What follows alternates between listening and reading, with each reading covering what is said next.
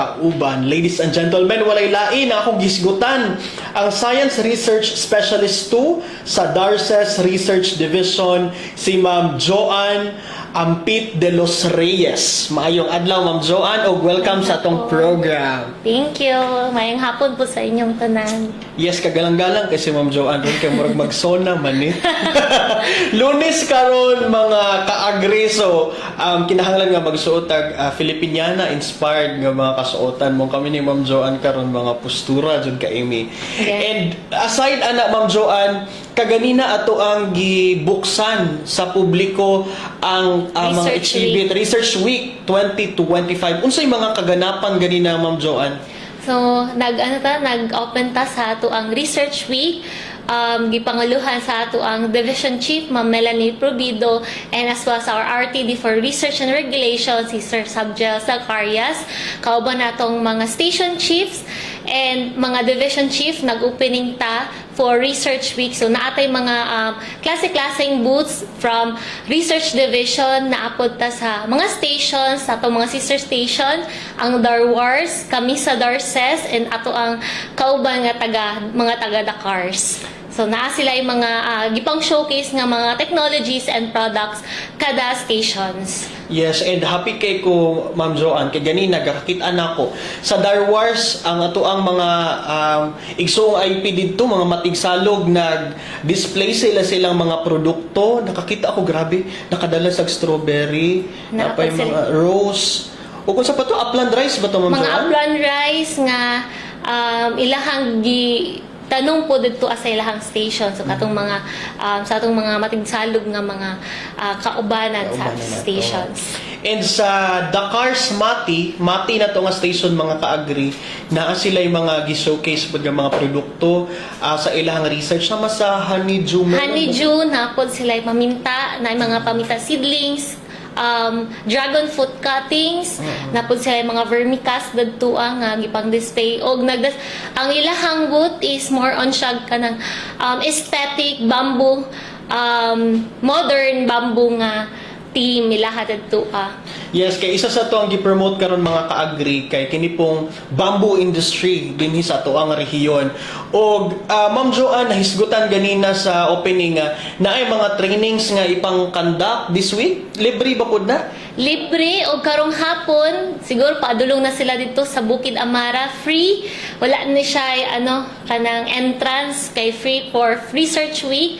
Mag-field tour sila dito sa Bukid Amara, and ang atong speaker kaganiha napo siya gipangdal sa ilahang about sa Bukid Amara. So siya ang speaker kagani ng buntag. Oo. And nakahisgot si Sir Norland last Friday na apo siya himuon nga training on cupping. Yes, bukas. And yes, shout out sa ato ang research division team kay Ma'am Melanie Provido o kang RTD Zabdiel Zacarias. Congratulations sa bonggang opening sa ato ang Research Week 2025. And of course, nahisgutan na nato ning mga eksperto nga muhatag og discussion or training this week. Dili lang si Sir Norland. And of course, si Ma'am Joanne, mong na nakauban nato siya karon dinhi kay maghisgot ta mga kaagri kabahin aning banana flour. Kinsa bay magtuo nga pwede ato ang mga saging nga kardaba pwede na mahimong harina. Kana atong pagahisgutan mga kaagri, apan sugdan na nako Ma'am Joanne, ang pinakauna gid akong question, asa man ka nagikan og motivation? Unsa may nakita nimo kay syempre ingon sila kung maghimo daw kag research, pangitaon nimong problema katong gap tapos dinha ka mosulod og innovation. Unsay imong nakita Ma'am Joanne nga na-motivate ka nga mo conduct ani nga research? So sa kabalong tanong nga diri sa Davao Region, kita ang top producing sa saging, so top exporting region diri sa Philippines. So sugod atong 2021 nag-conduct mi og research, nasugod jud mi aning banana flour kay nakita namo sa among isa sa association didto sa Mati City kay sa Dakars gid ko nagikan. Na isa ka association didto ang problema na ay mga 200 to siya nga kilos of kardaban nga wala siya napalit sa ang ilahang contract buyer. So ang City Agriculture Office nag doon sa kung unsay mga angay buhaton aning mga reject sa kardaba. So to help our local farmers, mga consolidator nga association sa ato aning gistudyuhan ang unsang pagbuhat nga produkto gamit ang kardaba nga saging. Ang kardaba man gud ginapalit na siya sa mga buyer for banana chips processing. Diri sa Tagum, sa Davao, mo na ilang padala sa national og nambot yung mga saging nga hilaw ginapadala gyud sa laing lugar. Ang major nga product value added sa kardaba is banana chips. So amo ang tan-aw kung unsay mga laing products nga makahimo ta og mas taas og shelf life. So mao to mong gibuhat ang banana flour. So since 2021 gibuhatan nato og gi-optimize nato, gi-refine nato ang pag-process sa banana flour. Mao nakahimo na ta og banana flour nga ani siya nga quality product. So gluten-free siya og napud siya mga pwede na to siya gamiton as complementary o kaning alternative sa all-purpose flour, yung commercial flour nga ginagamit nato pagbuhat og mga bake og non-bake products. So kani Cardaba banana flour is tumungan is matabangan ng atong mga small scale farmers kay kasagaran manggod naga buhat og mga banana flour na atay nakailap ay naputi na ibalaan dito sa Tagum for Cavendish po to siya. So ang mga kardaba nga punuan kasagaran is mga small scale farmers. Dili siya plantation type sa kapareha sa Cavendish. Tama gid kay ka. Nindot kaayo ang motivation behind this research, Ma'am Joanne, kay gani no mga pila ka tuig grabe ang kalisod sa itong mga kardaba specifically nga banana farmers nga ang uban moingon nga halos pangayoon na wala ang presyo. Mao jud. Unya katay mo na mention nga mas nindot ni kay mapataas ang shelf life kay kalabanan mi sa kardaba mga kaagri kung dili na to mabenta nga kardaba gyud ginanggang or kanang Minatamis. Yan, pila naman taon na kaadlaw di ba na pwede nga pag-ugma imong initon imong ginanggang. Tama. Baligya. So tama kayo na nga banana flour. And napansin ako, Ma'am Joanne, nga dili lang dinha ang atong panglantaw no nga mo'y purpose kani conduct ani nga research. Kay tungod ana nakitaan po din yung daghan siya nutritional value. Unsa may mga benefits ani, Ma'am Joanne? So kaning banana flour all natural gid ni siya. Wala siya lasa sagol na preservatives. Then ang atong saging jud mismo rich siya sa dietary fiber, high siya og potassium kay saging siya. Then nindot siya sa para sa mga diabetic nga mga mga mama o mga lola. So low glycemic index og na siya mga vitamins and minerals. Then kani pong Cardaba banana flour gluten free. So nindot siya para sa mga naay allergic sa sa wheat na crop. So kanang mga naibala nato nga kanang mo allergy sila mo kaunupan Ay, oo kaning ato ang banana flour is gluten free. So nindot siya sa ato ang mga post pandemic di ba daghan kayo kanang mga mama nga magpakaon sa ilahang anak nga nutritious. Then kaning atong banana flour napud siya mga nutrients nga mas nga wala sa wheat flour.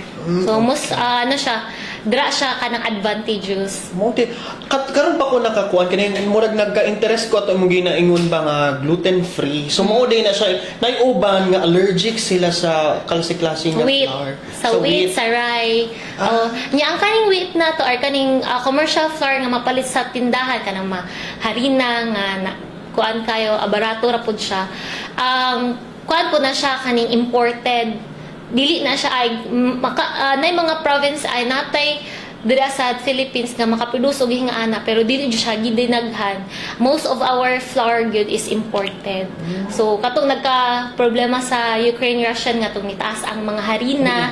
So katupod siya nga tay na incorporate pod na mo dito nga nindot din nga magbuhat pa sa ato ang local flour para ma-promote pa nato ang ato ang local products diri sa Davao region, diri sa Philippines. Very timely ang Very pagkandak timely. na to Post-pandemic pa yun na gusto nato atong mga kakaon mga nutrition dense na mga foods like cookies nga wala sila kabalo ba nga nutritious dito kay saging dito gikan. tinuod kay mga ka-agree ni ana lagi sila nga katong sa to banana a day can keep the doctor away murag inana. So karon a banana flour per Banana day flour. can keep the doctor away. Pero tinuod mo giingon after the pandemic murag didto manggod nga murag nakamata ta ba nga unsa ka importante ang healthy nga body jud. So pangalagaan gyud nato tong kalusugan, nakita nato na. So daghan ang mga health conscious na. Oh, daghan na jud. Daghan na kayo. Tapos imong katong ingon nimo nga katong naapod tay kakulangan sa harina kay ang uban bagi dani mga kaagrino imported atong mga harina. So it's really good nga gawang lokal ang atong produkto. Dinhita sa nahimo nato sa banana flour. So far kumusta ba unsa bay gakaluto nato sa banana flour? Kumusta ang taste ana, Ma'am Joanne? So ang lasa jud sa banana flour is kung lutoon nimo siya cake, dili nimo siya mabantayan nga saging dito siya gikan. So depende ra pud na siya sa pag-prepare sa imuhang baked products. So kanina buhat na mo ni siya og chocolate cake. Nagpa-try pud ta sa ato ang mga home-based bakers diri sa Davao region, nagbuhat sila og banana cake and nagbuhat ta, gi-display nato dito sa ato ang booth ang atong cookies og crinkles and mabuhat pud nato siya og muffin. So napod siya associations or association siya as a city agriculture sa Mati, gihimo nila og pasta, gihimo nila og pansit. Wow. So gi-combine nila ang squash flour og banana flour. So kana inyo sa screen mo na ilahang gi-produce. And karon nagabalig nami po display dito nga pulburon, so pwede daw siya lami siya, dili siya mabalan sa mga bata gid nga saging dito siya gikan. Okay. That's really the good thing about value adding nga ingon ani Ma'am Joanne. Kay kato lagi mga pihikan kay mga bata. Tagaan ni mo nagsaging ambot nang yung kaunon gyud na gyud. So pag ingon ani dili ra nila mahibalan pero nutritious na day ang ilahang nakaon. Pero sa akong nakita dito Ma'am Joanne, sa kadaghan nimong na-mention nga value added sa banana flour, kana wala mo ginadala diri. Harina na lang ako na. Murag harina maginanadala pero Gani. sunod Ma'am Joanne ha dapat mag-demo na gid ka Buog sa luto kay para makatilaw mi. Naami sa hapon ugma. Ugma. Mag-demo tagbuhat sa pulburon para matry niyo og pancake. So, kana kay mas dali-dali ra. Hinaot maka-appeal mi ana no, makaambit ta dito bakit kato yung ingon nga wa man jud kalainan lami man jud sa di mo mahibalan nga banana flour ka makaingon pa mi nga tama gid ay. Pero na ang kanang ano jud ang saging kay green manggod ni siya, green unripe stage 1 to stage 2 nga green Cardaba bananas. Pag freshly produced siya malasahan jud nimo ang iyahang upload nga gamay oo. kay kuan man siya hilaw man gyud siya nga saging pero ibang ang iyang shelf life is maabot siya 12 months but best before 6 months just to 8 months. So mga ingana after 2 months nga imong na storage kung tayo daghan kay production mas okay siya ingana kung freshly produced. Okay lang gihapon siya pero ang upload niya na agihapon. So dapat padugay-dugayan sa siya panong taron lang sa nato. All right. Ugma, Ma'am Joanne, naakay training nga i-conduct din sa tong opisina. More on Cardaba banana promotion o cooking sa ato ang magbuhat og value added product para mas matilawan on promotion maganing banana flour and matilawan nila unsay lasa jud sa banana. Makita nila didto ang ka-fine sa atong flour, kaputi and matilawan pa gyud nila. Alright, kining kanang mag-research manggod ka kaning silbi product development tan-awon ginatanan mga kaagri texture kanang samot na ang palatability kung unsa ba siya kalami so kailangan gina nga ipatilaw nimo sa bisan kinsa kay para makaingon gid nga mao gid okay na jud ni siya. So sa aside sa ugma Ma'am Joanne, so far asa na ba nimo na share na ba kay training nga mga nang-conduct so far nga ikaw ang nagstorya, nag-discuss about niini ug so far kumusta man ang ilahang reaksyon? So since nag-training me last 2023 to 2024 mas nailamang yun yung banana for last year 2024 natay mga na-train na sa diri sa Davao region but ang refined ani is on document pa ta kay nag-apply og And natay mga na-train karon na atay partner cooperative sa atong project funded by DA-BAR, ang MACOFED, Makabatog Cooperative Federation of Davao City. Ano na sila, with 14 active members, cooperatives, associations, totaling 2,251 members. So sila ang ato ang model group nga mo-produce sa banana flour, and ang katong mga previous nato naka-train na punta dito sa Laak, Mati City o Davao de Oro. So naana pud mga nabunturan. So daghan na pud tag natudluan, but the refined is puhon pag ma-okay na ang atong banana flour, mas ma-refine pag yun para sa ato ang mga producer diri sa Davao region. Alright, we are looking forward, anak Ma'am Joanne, because nindot yung kayo.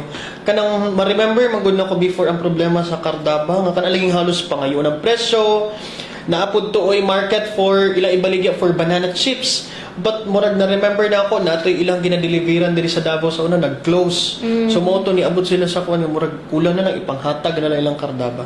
So nindot kaayo ni Ed. Daghang kay salamat mga kaagri sa inyuhang pagpaminaw, pag-ubanaw ni Ma'am Joanne karon no. Ilabi na ni Ma'am Merlin Valdez Sanchez Sonajo. Daghang kay salamat ma'am for watching from New Santiago, Asuncion, Davao del Norte. Isa po din siya sa muang mga farmer leaders, and I hope ma'am ma-meet ni mo pohon si Ma'am Joanne para magkasulti mo ani kay taga del Norte daghang kini sagingan. So, and of course ato ang research team naga-watch usab karon, daghang kay salamat mga fans, mga supporters ni Ma'am Joanne. Ma'am Joanne, kini nga proyekto in partnership po ni sa ato ang syempre ato ang head agency when it comes to research, ang Bureau of Agricultural Research or BAR. Unsa ba ang ilahang natabang pod or suporta alang niini nga proyekto? So, ang kaning DA-BAR, dako gid kay sila og natabang ani nga project since 2021, last 2023 lang ipondohan ta ani for market assessment. So, before ang mga technologies namo, before na nila ipatudlo sa itong mga farmer, kailangan tanawon kung naaba siya market. So, gipa-assess ang market and gipa-refine ang product nga banana flour.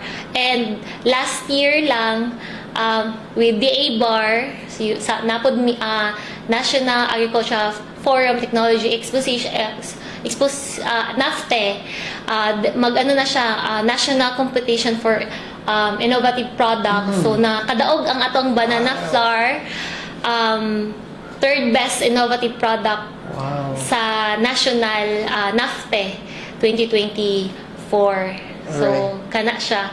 Ang DA-BAR gud ako jud kayog natabang aning banana flour to refine for laboratory tests, microbial tests, shelf life tests, especially in coordination and collaboration with the DOST 11 for sa shelf life niya. Mao ba ni katong award Ma'am Joanne ganing adto gyud mo Manila, tama ba, to receive the award? Alahi po to sa study po to na po siya. Unsa po to siya Ma'am Joanne? Optimization of pre-treatments to siya sa pagbuhat sa banana flour. So nakadaog po ta dito og citation award sa National Research Symposium po to siya. Imagine mga ka-agri kung unsa ka relevant, unsa ka significant kini nga research project nga nakita gyud even sa ato ang kauluhan, kung unsa ni siya ka-importante, ilabi na kung kuan siya mo commercialize tigid siya sa ato ang mga farmers no. And aside na Ma'am Joanne, sukad nga naka-receive ka ato nga mga award sa banana flour, unsa ba ato firstly unsay nahimong impact ato sa imuhang project kay naka-award naman ka so far unsa by development or kabaguhan? Second, because of banana flour naka-receive ka ato nga mga award yun personally, unsa po nahimong impact ato sa imuhang sarili? Nakaboost jud siya murang no sa mga sleepless nights, sa imuhang kahagok pagbuhat og pag-refine jud sa product no, sleepless nights sa para sa pagbuhat pud og papel, sa imuhang analysis sa imuhang mga data. Dito po na ako nakita nga nindot jud ay maging researcher kay maano ka sa imuhang ano ba kay kita kanang dili wala ta naghadahong ba nga may mo tang researcher pero ingana gud nga maka-award ka dahil po sa imong kakugi sa imong papel. Depende ra jud na sa ato kung unsaon jud nato pag-manage ang ato ang time, no?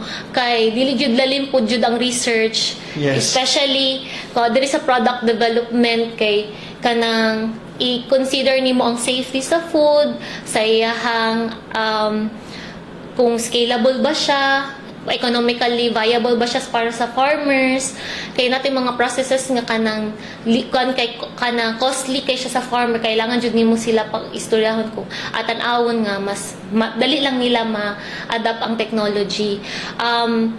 Last year pod napud tay dahil pod atong mga awards na acknowledge pod ta sa ato ang USEC, si Ma'am USEC Caballero, ang HVCDP na Undersecretary. undersecretary. So and with RTD Ma'am Mary Ann Constantino, gipush jud nila ning banana flour for promotion. So karon more on promotion ta sa banana flour, and we thank the DA Central in coordination with the DA Bar para sa kalambuan pud aning banana flour. So daghan jud kay recognition last year, and even sa regional symposium na daog tag poster, best poster atong event. Then simple lang na siya ang banana flour process, but meticulous lang dapat jud siya sa process good niya. So kana kung ma-refine pa siya, mas madaghan tag matudloan ng mga farmer. Yes. And it's very critical kay pagkaon mo gud atong gi-research. Kaunon siya sa tao. So daghan jud kay dapat i-consider. And katoy mong naingon ganina nga lisod gid ba himong researcher? Lisod gid sa eskwelahan pa lang gani man Joan. Gani, no? Lisod kay may mong researcher unsa na ginang adlaw-adlaw nimo ka trabaho, no? And isa po na ka-realization, Ma'am Joanne, nga kung muingon tag-inam gud ginatawag nga mga agripreneurs. Ang tinuod gid daw nga agripreneurs or lahi man tong entrepreneur o intrapreneur, kini gid daw mga researchers kay sila ang mangita sa gap na ay mga problema, sila ang mo review sa past nga nahimo na ani kung unsa pa ilang matabang ani, and sila ang makig-collaborate kay di ba daga sure ko Ma'am Joanne daghan kay collaborate para sa imuhang project. Mao man. So kaning lalo na gyud ang mga kauban dito sa Research Division, DOST, atong DTI, AMAD. So daghan tag mga gi-collaborating, even mga private nga nagasugod na ta og promote sa atong banana flour for market. So kana sugod pa lang siya. Dagan pa jud kayog buhatonon para sa banana flour, and hopefully ato ang mga sila mismo ang ning-create og market para sa ilang produkto. So dapat murag inaana po doon ta nga to ang pathway ba nga nganong mangita pa man tag ingon nga lagyo nga market sa tong produktong pwede man mao sa himuon nato kita ang mohimog market sa tong product, and exactly mo jud na imuhang gibuhat because ang Davao region is one of the major banana producing region din sa Pilipinas. And moving forward, Ma'am Joanne, unsay atong plano pa kabahin ni ini nga project? So maliban sa mga baked goods na pastries, ongoing karon ang for Nutriban nga mahimo siya og bread.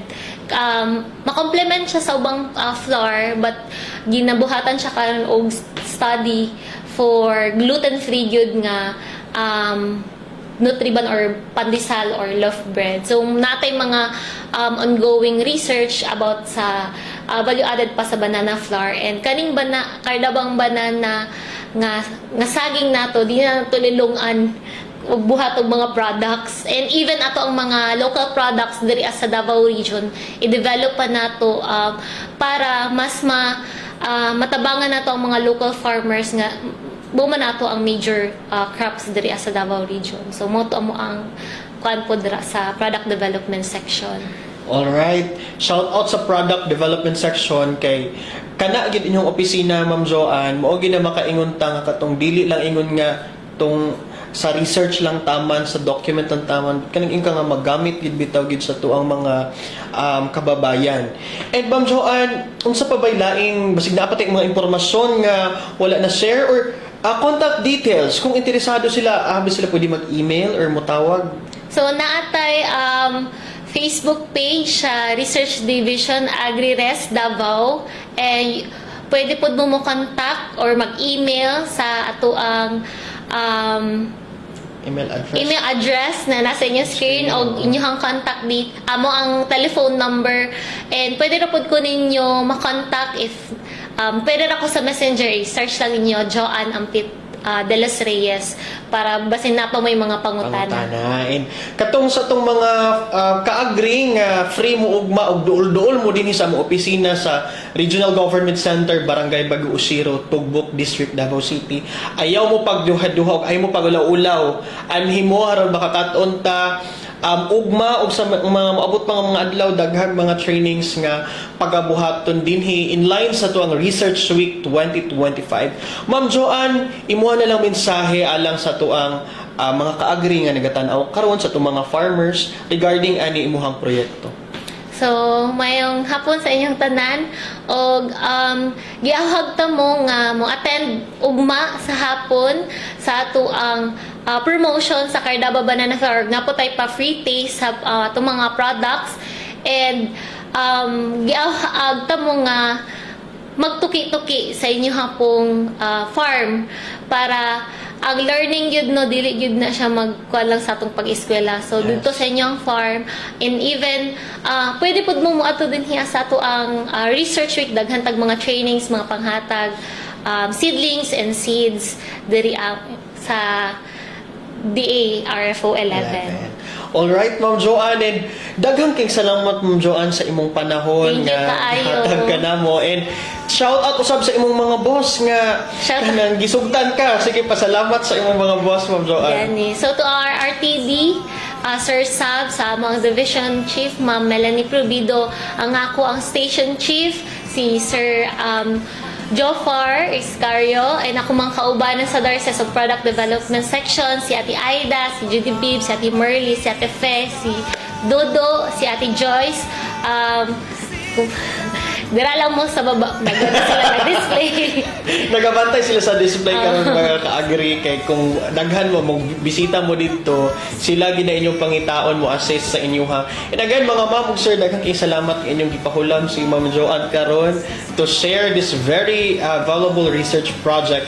And Ma'am Joanne, before ta mag-end sa tong programa, bigyan na mo ni palampason kay nami mga special questions para daw na mo maila-ila na mo ang amo ang guest. Mama. Ma'am Joanne, favorite Cardaba banana product aside from banana flour? Pulburon. Polvoron.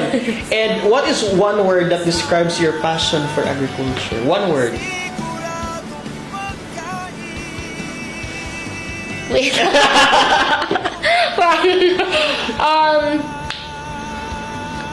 What's for you, what is agriculture in one word? Dedication, Jude. Dedication, Dagan dedication, patience, understanding, teamwork. Ana gyud dapat ang agriculture. One word lang dito dagan na. Pero daghan mo jud kay kag ma-describe Ma'am Joanne kay diri sa tong trabaho no sa agriculture sector. Atong ginaingon nimo nga pasensya because dili sayon-sayon atong mga lugar nga pagatuan katong giingon nimo nga teamwork because you have to collaborate daghan kay stakeholders nga imuhang kastorya, daghan kaayog ka ng mga problema nga dili lang ikaw ang makasulbad apan kailangan og tabang sa tanan.